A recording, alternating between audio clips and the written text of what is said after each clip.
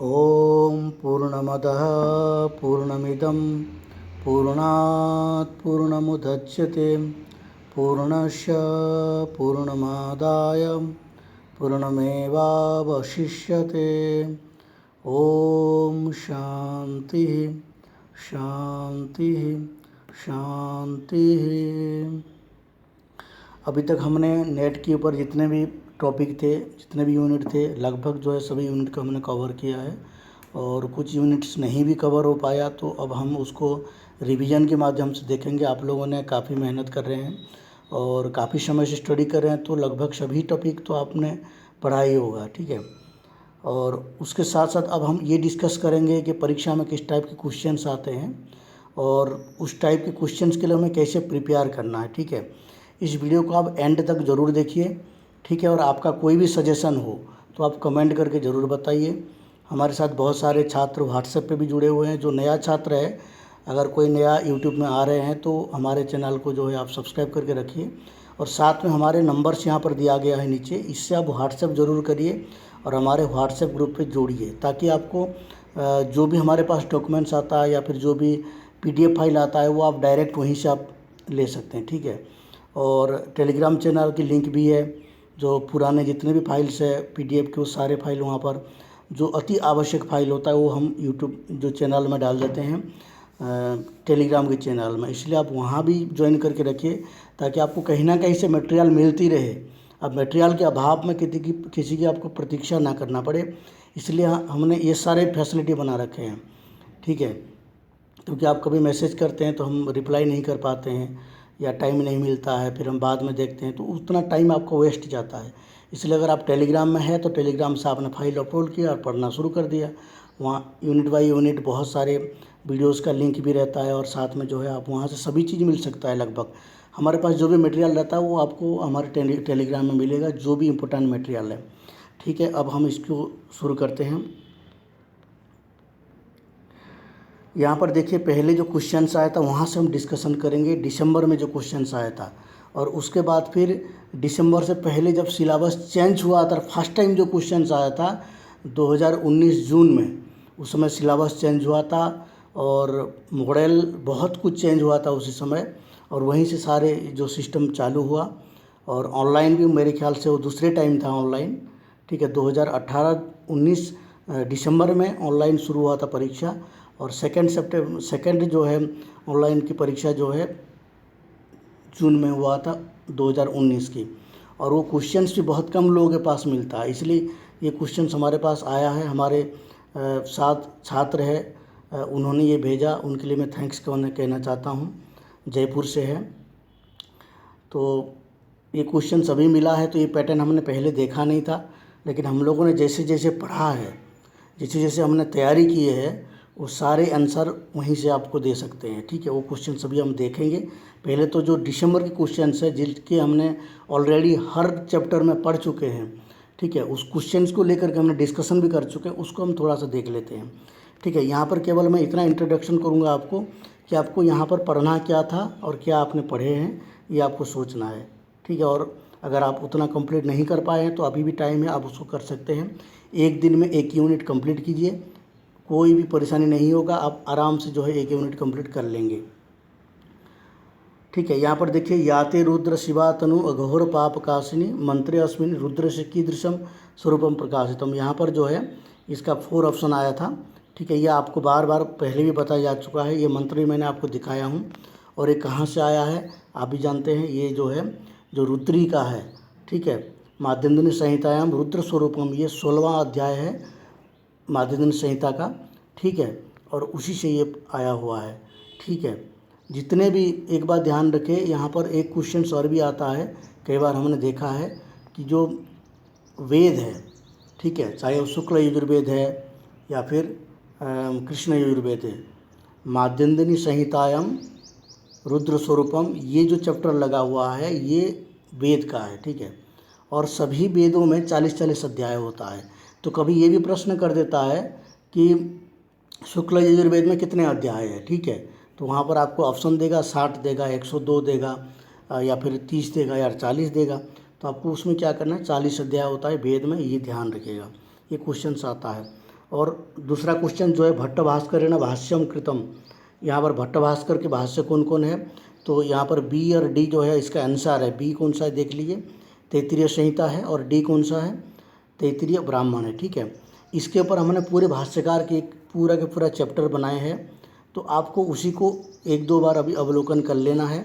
ठीक है, उससे आपको सभी चीज़ जो है ये सब हम लोगों ने पहले से ही डिस्कशन कर चुके हैं। ठीक है, इसलिए आप वेद भाष्यकार की जो PDF फाइल है उसको आप एक बार पढ़ लीजिए। ठीक है, उसमें सभी भाष्यकारों की लिस्ट बनाई गई है, जितने भी आज तक भाष्यकार हुए। ठीक है, सायण से लेकर के भट्टभास्कर, आनंद तीर्थ, वेंकट माधव, हस्तामलक, उद्गीत, स्कंद स्वामी, नारायण, जितने भी भाष्यकार हुए हैं। ठीक है, और उनके जितने भी ग्रंथ हैं उन सब का नाम उसमें दिया गया है, और उबट आदि भी जो भाष्यकार है उन सब के बारे में भी वहाँ पर अच्छे से दिया गया है, और इसका वीडियो भी है तो आप वीडियो भी देख सकते हैं। उसके नेक्स्ट क्वेश्चन आता है यो वै भूमा तत्सुखम, ये कहाँ से आया हुआ है, सनत कुमार नारद जो प्रसंग है वहाँ से आया हुआ है, तो वो भी हमने पढ़ाया है, तो इसलिए उसको भी आप देख लीजिए। यहाँ पर हम ज़्यादा डिस्कशन हम जो नेक्स्ट पेपर आएगा उसमें करेंगे, यहाँ पर सिर्फ आपको मैं हिंट दे रहा हूँ। ठीक है, नमो हिरण्यबाहवे अत्र हिरण्यबाहवे पदम कीदृशम। ठीक है, यहाँ पर जो है ये उदात अनुदात और स्वरित भेद है उससे आया हुआ है, तो इसके ऊपर भी हम डिस्कशन करेंगे। आगे है ऋचा त्रिविध्यम परोक्षकृत ऋचा युज्यते। यहाँ पर भी जो ऋचा त्रिविध्यम है, परोक्षकृत ऋचा है, वो आक्षतस्य प्रथम पुरुष ऋचा जो 3 प्रकार के होता है उसमें परोक्षकृता, प्रत्यक्षकृता और आध्यात्मिक ऋचा होता है। ठीक है, तो ये हमने आपको PDF भी इसका दिया हुआ है, उसको देख लीजिए। और जो उसमें होता है जो परोक्षकृत ऋचा होता है वो सर्वनाम, विभक्ति, तिङन्त और प्रथम पुरुष होता है। ठीक है, और जो प्रत्यक्षकृता होता है वो मध्यम पुरुष होता है, त्वम योग होता है उसमें, और जो आध्यात्मिक होता है उसमें उत्तम पुरुष होता है और अहम का योग होता है। ठीक है, इसका दृष्टांत के साथ हमने वहाँ पर समझाया है, तो उस वीडियो को आप डिटेल्स में देख लीजिए, या तो फिर उसका जो PDF है उस PDF को पढ़ लेंगे तो आपको उसको ठीक से ज्ञान हो जाएगा। ठीक है, अब देखिए यहाँ पर कठोपनिषद यमस्य उक्ति स्तः, कठोपनिषद में यम का उक्ति क्या है, तो यहाँ पर अंधम तमा प्रविशन्ति न सांपराय प्रतिभाति बालम, ये जो इसमें से दिया है इसमें B और C इसका सही आंसर हो रहा है, तो B देख लीजिए आप, B में क्या है, न सांपराय प्रतिभाति बालम। ठीक है, और C में कौन सा है, C में आत्मानम रथनम विद्धि। ठीक है, कठोपनिषद में आत्मानम रत्नम विधि, मैंने कठोपनिषद की PDF आपको दिया था, और उस PDF में हमने उसको जो है हाईलाइट करके दिया था कि ये पंक्ति जो है बहुत इम्पोर्टेंट पंक्ति है, क्योंकि जो इम्पोर्टेंट पंक्ति होता है वो पंक्ति पूछा जाता है, तो इसलिए इम्पोर्टेंट पंक्ति को आप देख सकते हैं। मैं आपको एक बार उसका और अभी भी मैं आपको जो है उसका PDF भेज दूँगा फिर भी दोबारा।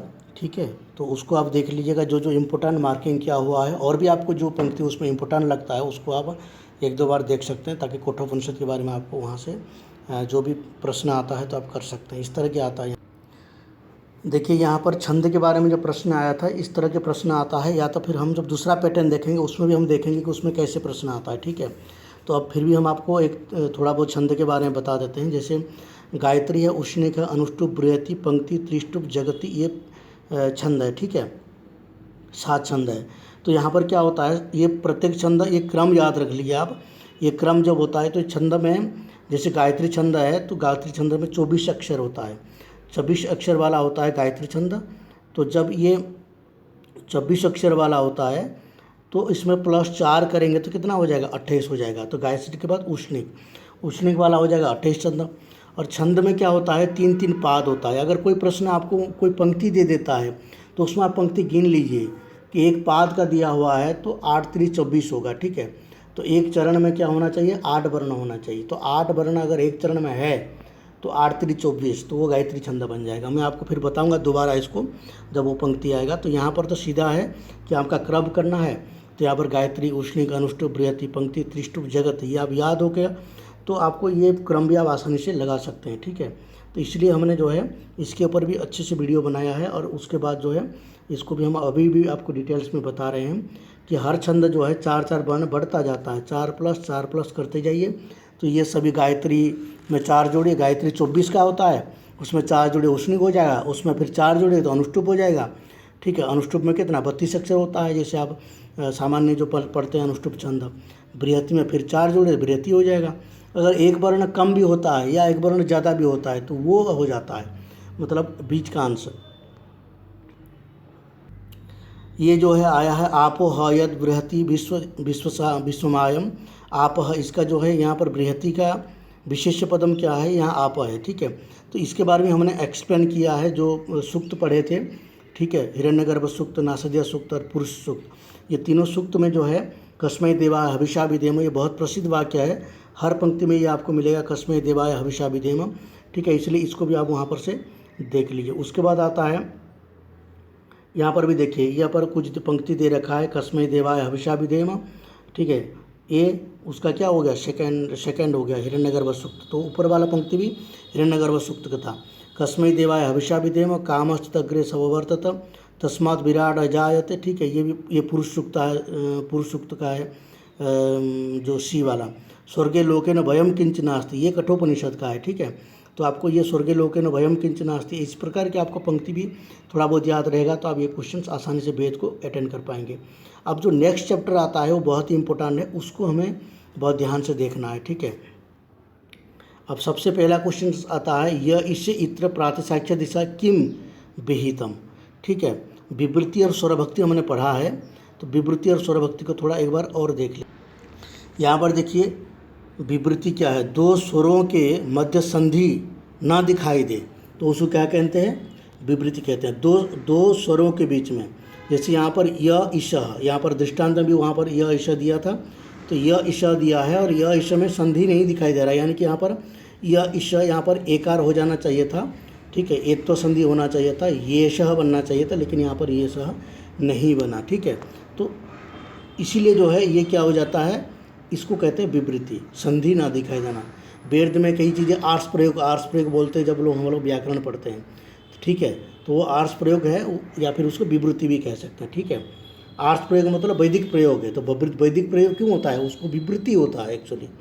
अब देखिए विवृत्ति जो है 3-4 यहाँ पर देखिए दिया गया है।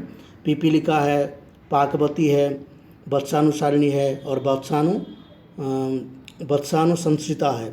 ठीक है, ये विवृत्ति हो गया 1 2 3 4 प्रकार की। और जो पिपीलिका का दृष्टांत जैसे य ईशा, ये प्रसिद्ध दृष्टांत है, ये आया था उसमें। और पिपीलिका का आदि और अंत दीर्घ, तो पिपीलिका क्या होगा, आदि दीर्घ होगा और अंत दीर्घ होगा। ठीक है, नाभ्या आसीद अंतरिक्ष गुम, ये जो है ना यहाँ आ आदि क्या है, आदि दीर्घ है और अंत भी दीर्घ है। अंतरिक्षम नाभ्या आसित। ठीक है, नाभ्या यहाँ पर जो संधि हो रहा है ना, भ्या उसके बाद आ, यहाँ पर जो संधि हो रहा है यहाँ पर होना चाहिए था नाभ्या आसित, यहाँ पर संधि हो रहा है, तो ये जो है आपका विवृत्ति है। और ये आदि भी क्या है, दीर्घ है और अंत भी दीर्घ है। ठीक है, इसलिए आदि दीर्घ। ठीक है, और उसके बाद आ जाता है आपका क्या है, पाकवती। पाकवती में आदि और अंत ह्रस्व हो जाता है। ठीक है, बिना इंद्र। ठीक है, यहाँ पर क्या है, बिना इंद्र, ये दृष्टांत में है, आदि और अंत यहाँ ह्रस्व होगा, यह ध्यान रखिएगा। आदि दीर्घ, पिपीलिका में आदि दीर्घ और अंत दीर्घ, और आपका पाकवती में आदि और अंत दोनों के दोनों ह्रस्व। उसके बाद वत्सानुसारिणी है, वत्सानुसारिणी में क्या है, आदि दीर्घ होगा। ठीक है, और अंत का कोई निश्चित नहीं है, दीर्घ अंत का तो ह्रस्व ही होगा, क्योंकि दीर्घ होगा तो फिर वो पिपीलिका हो जाएगा। तो ये वत्सानुसारिणी है। तो ता अश्य यहाँ पर दृष्टांत दे दिया है। और उसके बाद बचता है क्या, वत्सानुसंस्कृता संस्कृता, वत्सानुसंस्कृता, वत्सानुसंस्कृता का ये अंतिम दीर्घ होगा। ये 4 पॉइंट आप ध्यान रखिए, अंतिम दीर्घ होगा। इसीलिए मैंने आपको विवृत्ति के बारे में जो भी बताया है ये इतना ही है, ज़्यादा डिटेल्स नहीं है। मतलब आप इतना आप अगर कर लेते हैं, यानी कि आप इतना कर लेते हैं तो आपको 1 नंबर मिल जाता है। अब देखिए, अब डिस्कशन करते हैं थोड़ा स्वरभक्ति के ऊपर। ठीक है, स्वरभक्ति में क्या है देख लीजिए, कारिणी, कुर्बिणी और हरिणी। ठीक है, हरिता और हंसपदा, ये 5 प्रकार की स्वरभक्ति होता है। कारिणी कुर्बिणी चैव हरिणी हरिता तथा तद्वत हंसपदा नाम पंचयिता स्वरभक्तयः। इसका आपको जो है इसका PDF फाइल भी डिटेल्स में मिला हुआ है। ठीक है, उसमें दोनों प्रकार की है, तो इसलिए उसको आप वहाँ से देख लीजिए, उसमें कोई ज़्यादा भी कठिनाई नहीं है। ठीक है, यहाँ पर एक इम्पोर्टेंट चीज़ मैं आपको बता देता हूँ कारिणी कब होता है? कारिणी तब होता है जब उसमें रकार और हकार का योग होता है, ठीक है ना।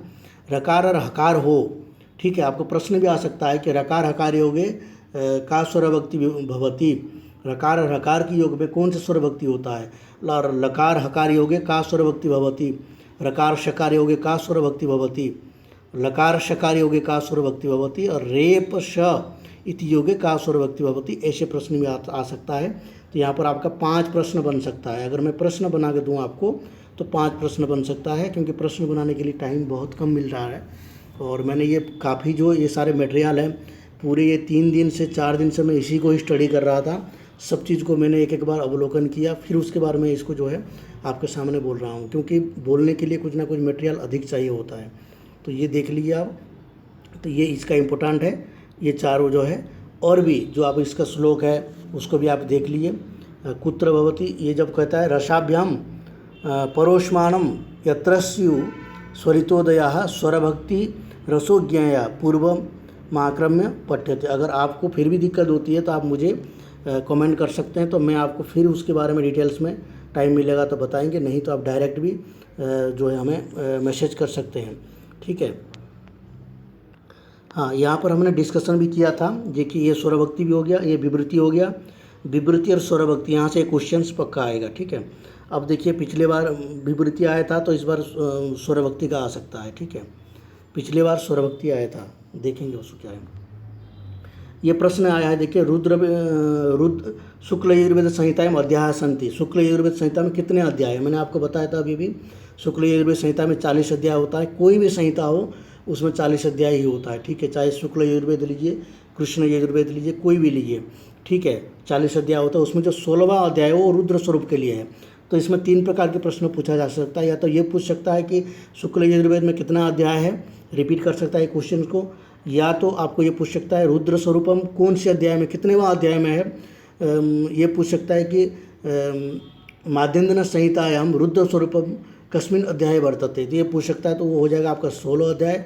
और इसको और थोड़ा सा घुमा के पूछ सकता है कि रुद्र अष्टाध्यायम कस्मिन अध्याय रुद्र स्वरूपम वर्ण्यते, तो वो हो जाएगा आपका कौन सा, 5वां अध्याय, ठीक है। 5वां अध्याय, बहुत सारे छात्रों ने ये प्रश्न भी किया था, तो ये 5वां अध्याय हो जाएगा। क्योंकि 5वां अध्याय रुद्री का हिसाब से देखा जाए तो रुद्र अष्टाध्याय में 8 अध्याय होता है। तो इसमें जो 5वां अध्याय है वो 5वां अध्याय जो है आपका रुद्र स्वरूप का है, ठीक है।